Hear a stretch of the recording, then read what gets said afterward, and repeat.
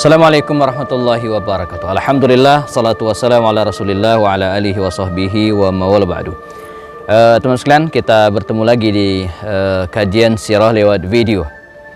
Pada beberapa pertemuan kita sudah bicara tentang masa kecil Rasulullah, masa remajanya, lalu kemudian apa yang beliau lakukan ketika menginjak masa remaja itu, sampai kemudian bahasan terakhir kita bahas tentang pernikahan Rasulullah dengan Khadijah.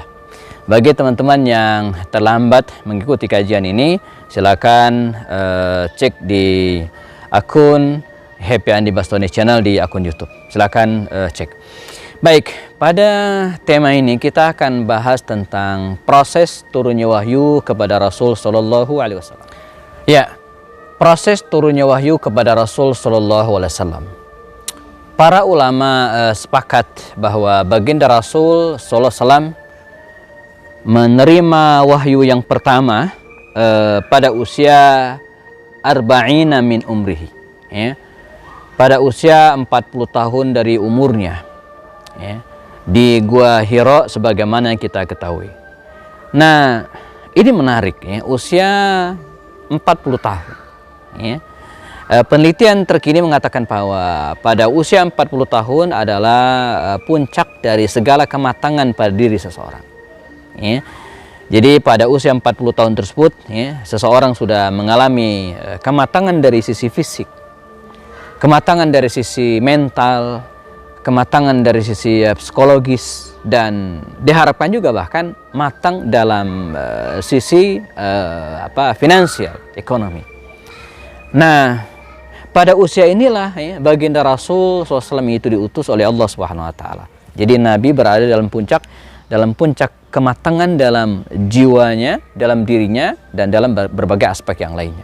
Nah, pelajaran menarik bagi kita bahwa hendaklah kita, ya, saya sering sampaikan kepada teman-teman yang masih usia SMA atau kemudian semester awal pada perkuliahan, tancapkanlah cita-cita Anda itu pada usia 40 tahun.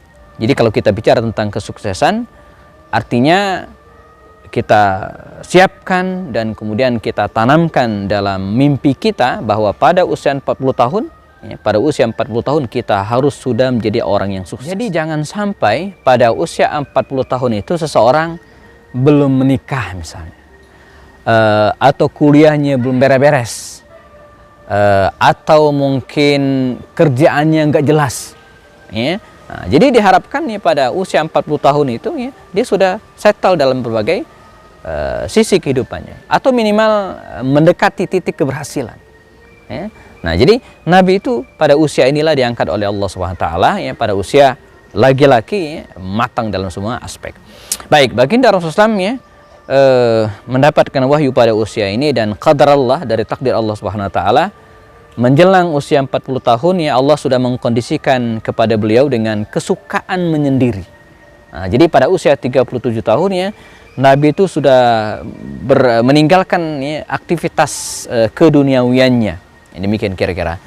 Tidak begitu banyak berbisnis sebagaimana sebelumnya, ya, dan lebih banyak menyendiri dan merenungi, mentafakuri, ya, di suatu tempat yang kita kenal dengan Jabal Nur, yang di atasnya itu ada Gua Hira, ya.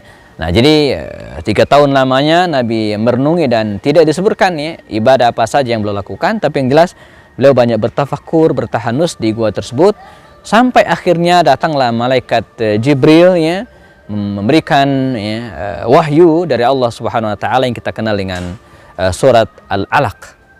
Iqra bismi rabbikal ladzi khalaq, khalaqal insana min 'alaq. Iqra wa rabbukal akram alladzi 'allama bil qalam 'allamal insana ma lam ya'lam. Surat Al-Alaq dari ayat 1 sampai 5 ini punya spirit sendiri, ya. Kita selama ini kalau bicara tentang surat Al-Alaq, Iqra, biasanya yang kita angkat dan kita gali adalah tentang hamiyatul qiraah, ya, tentang pentingnya membaca. Iqra. Dan ini benar bahwa Allah SWT memberikan perintah kepada kita untuk iqra. Jadi belum turun perintah sholat, belum turun perintah zakat, belum turun perintah umrah, tapi yang pertama kali diturunkan Allah SWT adalah iqra, membaca. Ya, artinya membaca mencari ilmu ini sangat penting dalam diri seseorang. Dan yang tak kalah penting juga adalah al-qalam. Ya, pada ayat keempat, ya, Iqra bismi rabbikal ladzi khalaq, khalaqal insana min 'alaq, Iqra wa rabbukal akram, ya, alladzi 'allama bil qalam. Ada kalimat al-qalam. Al-qalam ini artinya pulpen, pena, dan di sini terkandung spirit untuk menulis. Jadi itu satu paket, perintah untuk membaca dan perintah untuk menulis. Nah, ini yang jarang kita ketahui. Allah SWT ingin berikan isyarat kepada kita agar rajin-rajinlah membaca dan banyak-banyaklah menulis. Nah, ini ayat atau wahyu yang pertama diturunkan oleh Allah kepada Nabi Muhammad SAW. Setelah itu beliau pulang ke rumahnya dan kemudian masih dalam kondisi ketakutan. Kebayang oleh kita di puncak Jabal Nur sendirian, didatangi oleh orang yang tidak dikenal, makhluk yang tidak dikenal oleh Nabi sebelumnya. Beliau pulang ketakutan, ya, ke rumah istrinya Khadijah dan mengatakan, zamiluni, zamiluni, selimuti saya. Maka sebagai seorang istri yang luar biasa, ya, Khadijah radhiyallahu anha segera menenangkan suaminya, memberikan minum, dan kemudian mengatakan, ya, wahai suamiku, ya, wallahi demi Allah, ya, la yughzikallah, Allah tidak akan pernah mencelakakan, ya, memperburuk kondisimu. Innaka la taslurhim, ya, engkau ini adalah orang yang baik, yang suka menyambung silaturahim, memberikan makan orang yang tidak mampu, dan seterusnya.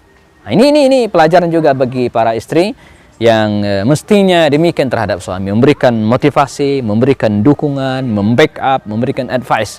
Apalagi pada masa sekarang di masa pandemi, ya, kita melihat tidak sedikit para suami yang kehilangan pekerjaannya, berkurangnya pendapatannya, dan itu saja membutuhkan support dari keluarga dan khususnya dari istri. Ya. Nah, kita ketemu lagi dalam tema berikutnya, insya Allah. Saya Happy Andi Bastoni. Assalamualaikum warahmatullahi wabarakatuh.